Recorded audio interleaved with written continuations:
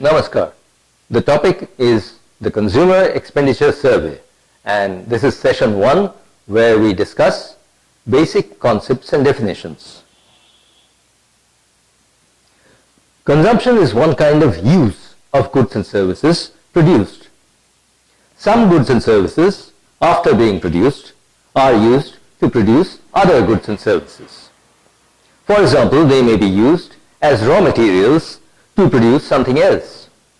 They may be used as productive equipment in some production process. Both these come under use in further production. If they are not used in further production, they will be used directly to meet human needs. That kind of use is called consumption. Eating food, wearing clothes, reading books, getting treated by a doctor, all are acts of consumption. Once we have defined consumption, the simplest possible definition of consumer expenditure is this. A household incurs consumer expenditure when it purchases goods and services for consumption. Later you will see that we shall extend this definition to include some other things. Now in some places you may come across the statement, consumer expenditure is expenditure on consumer goods and services. But there is a problem with the term consumer goods and services. There are some goods and services which can be used for consumption or for production. Motor cars, laptops, electricity, water supply, computer servicing, all these can be used in the home or in a business. It is not the good or service, but the use to which it is put that determines whether consumption expenditure is being incurred or not. So, we will avoid the term consumer goods and services. Normally, the members of a household pool their income for spending. So, it is best to think of consumption expenditure as incurred by households. A consumer expenditure survey is always a survey of households. In this, it differs from a poll survey, for instance, which is always a survey of individuals or persons. What does a consumer expenditure survey find out? From each surveyed household, it finds out, by asking suitable questions, the consumer expenditure of the household during a recent period on different commodity groups. The survey will itself decide what the commodity groups will be. But it is expected that the survey will find out some important things like how much was the expenditure on food, how much on fuel, how much on transport, how much on medical care, and so on. Also, the survey has to cover the entire range of goods and services that the households use for consumption. Nothing should be left out. Most consumer expenditure surveys use at least 15 commodity groups and some use over 300 commodity groups. By adding over all the groups, the total consumer expenditure of the household is obtained. This is done for each surveyed household. In actual practice, consumer expenditure surveys usually collect some more information besides this. Most surveys collect additional information about the household, such as principal source of household income or principal occupation, social group, religion, land possessed, etc. These help to study differences in consumption level and consumption pattern among occupational groups, social groups, religious groups, etc. Also, along with expenditure on food items, many consumer expenditure surveys also find out the quantity of consumption of each item. We shall come to these later. The request, "Tell me your consumer expenditure," does not make sense until we add something. That is, the period for which the information on consumer expenditure is required.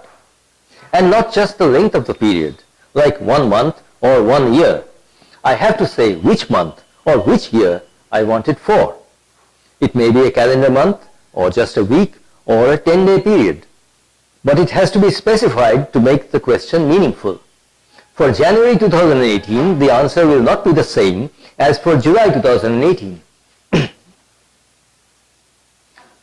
The best reference period would be 1 year. Why?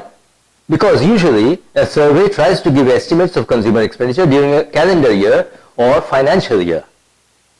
But can the household correctly report data for a whole year? For food, fuel, toilet articles, transport, etc., consumer expenditure surveys usually ask, how much did you consume on this category, say vegetables, last month or last week? For items of irregular expenditure like furniture, consumer expenditure surveys usually ask, how much did you spend last year? Thus, the reference period in a consumer expenditure survey usually varies from item to item.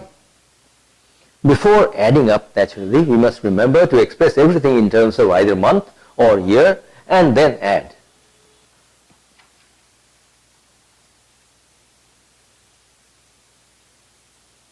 A household may run a tea shop or a farm or provide laundry services to other households. In general, a household may be operating what is called a household enterprise. Expenditure incurred on the household enterprise does not come under consumer expenditure. It should be seen that such expenditure is not wrongly reported as consumer expenditure. Now suppose a household which operates an enterprise is found to be using electricity or a telephone both for domestic purposes and also for the enterprise. Then the part of the expenditure made for enterprise purposes should be assessed and separated out. That is, it should be excluded when consumer expenditure is reported. This is difficult, but if we don't do it, we will overestimate consumer expenditure. It is important to note that purchase of land does not come under consumer expenditure. Purchase of land merely changes the ownership of an existing natural resource. Also, by convention, purchase of dwellings is not considered as consumer expenditure. Why? We said earlier that a good such as a laptop may be used either as productive equipment or for consumption by a household. And so, there are many kinds of goods that cannot be uniquely placed in one of the two categories, consumer goods and non-consumer goods. However, houses are by convention regarded as capital goods irrespective of the use to which they are put. So, by convention, every house is a capital good and no house is a consumer good.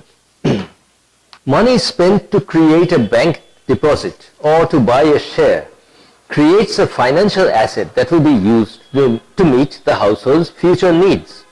It does not satisfy any need at present, as money spent on the purchase of a car or food does.